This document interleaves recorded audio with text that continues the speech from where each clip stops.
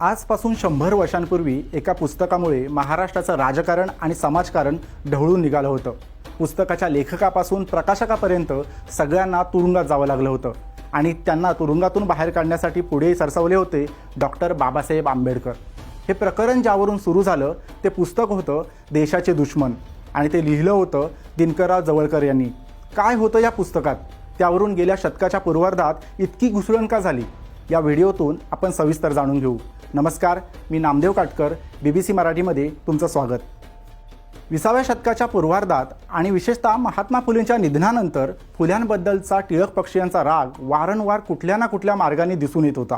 कधी फुल्यांना ख्रिस्तसेवक म्हणण्यानं, तर कधी फुल्यांच्या कार्यावर प्रश्न उपस्थित करून.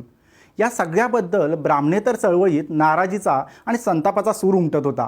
याच संतापाला 1925च्या जुलै महिन्यात दिनकरराव जवळकरांनी वाट मोकळी करून दिली. जवळकर हे ब्राह्मणेतर चळवळीतले नेते होते.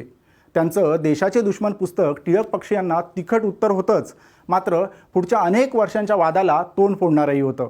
कारण या पुस्तकातून त्यांनी लोकमान्य टिळक आणि विष्णूशास्त्री चिपळूणकर यांच्यावर अत्यंत कठोर आणि तिखट शब्दात टीका केली होती.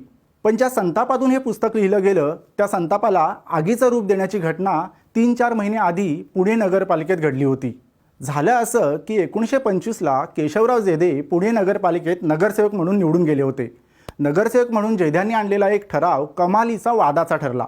तो म्हणजे महात्मा फुल्यांचा पुण्यात पुतळा उभारण्याचा ठराव. टिळक पक्षीयांनी या ठरावाला कडाडून विरोध केला.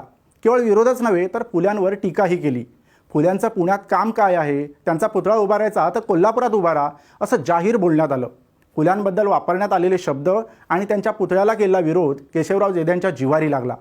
या काळात पुण्यातल्या जेधे मॅन्शनमध्ये ब्राह्मणेतर चळवळीचे नेते जमत असत. तिथे दिनकरराव जवळकर हे वयाने तरुण, मात्र लेखणी आणि वाणीने अत्यंत आक्रमक असलेले नेते उपस्थित असत. जेधे मॅन्शनमधील या चर्चांचं फलित म्हणजे देशाचे दुश्मन हे पुस्तक. या पुस्तकात अत्यंत तिखट भाषेत टिळक आणि चिपळूणकरांवर टीका केली गेली.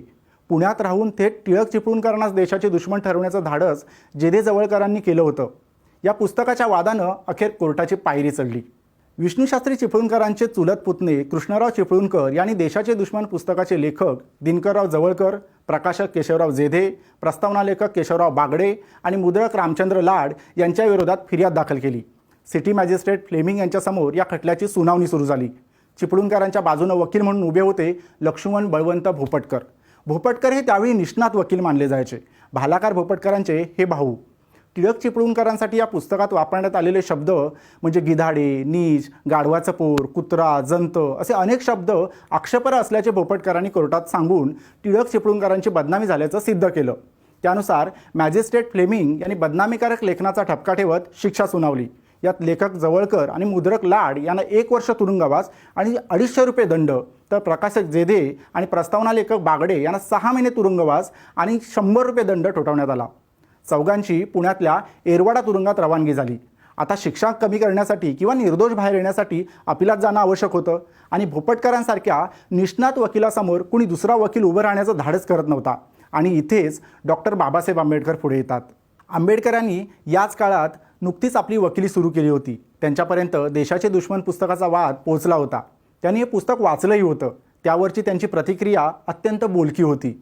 आंबेडकर म्हणाले होते, it is a good book written in a bad taste. मात्र ब्राह्मणेतर चळवळीतल्या या तरुण नेत्यांच्या पाठीशी आपण उभं राहिलं पाहिजे असा विचार करून 1926च्या ऑक्टोबर महिन्यात आंबेडकर पुण्यात दाखल झाले. त्यांनी पुणे सेशन्स कोर्टात न्यायमूर्ती लॉरेन्स यांच्यासमोर देशाचे दुश्मन पुस्तकाच्या लेखकासह चौघांच्याही शिक्षेला आव्हान दिलं. यापूर्वी बदनामीकारक लेखनाच्याच एका खटल्यात न्यायमूर्ती फ्लेमिंग यांनी विसंगत निकाल दिला होता. फिर्याद नोंदवणारी व्यक्ती दूरचा नातेवाईक असल्यानं फिर्याद नोंदवता येणार नाही असा तो निर्णय होता. या निर्णयाचा नीट अभ्यास करून आंबेडकरांनी त्याचा आधार घेतला आणि युक्तिवाद केला. आंबेडकरांचा हा युक्तिवाद सेशन्स कोर्टाला अमान्य करता आला नाही. इतकंच काय, भोपटकरांसारखे निष्णात वकीलही तिथं काहीही करू शकले नाहीत. परिणामी जेधे, जवळकर, बागडे आणि लाड या चौघांचीही निर्दोष सुटका करण्यात आली. आंबेडकरांच्या वकिलीच्या सुरुवातीच्या काळातलं हे प्रकरण होतं. आजही त्यांच्या वकिलीची चर्चा होताना देशाचे दुश्मन खटल्याचा आवर्जून उल्लेख केला जातो. शिवाय आंबेडकरांना पुढे विविध प्रसंगी ब्राह्मणेतर चळवळीतल्या नेत्यांनी ठामपणे पाठिंबा दिल्याचंही दिसून येतं. पण एक गोष्ट आपल्याला लक्षात घेतली पाहिजे, या पुस्तकाबाबत टिळक पक्षीयांची जशी नाराजी होती तशी नाराजी ब्राह्मणेतर चळवळीतही पाहायला मिळाली. दिनमित्रकर्ते मुकुंदराव पाटील, सत्यशोधक समाजाचे तत्कालीन अध्यक्ष भास्करराव जाधव, जागृतीकर्ते पाळेकर अशा अनेकांनी देशाचे दुश्मन पुस्तकाबाबत जाहीर नापसंती व्यक्त केली होती. एकूणच देशाचे दुश्मन पुस्तकाचा वाद हा अनेक अर्थांनी ऐतिहासिक ठरला. ब्राह्मणेतर चळवळीला या पुस्तकाच्या वादानं प्रोत्साहन दिलंच, शिवाय डॉक्टर बाबासाहेब आंबेडकरांनाही या चळवळीतल्या नेत्यांशी स्वतःला कायमचं जोडून घेता आलं. देशाचे दुश्मन खटल्याची ही गोष्ट तुम्हाला अधिक सखोल वाचायची असेल तर BBC मराठीच्या वेबसाईटला नक्की भेट द्या. आणि ही गोष्ट तुम्हाला जर आवडली असेल तर अधिकाधिक लोकांपर्यंत नक्की शेअर करा.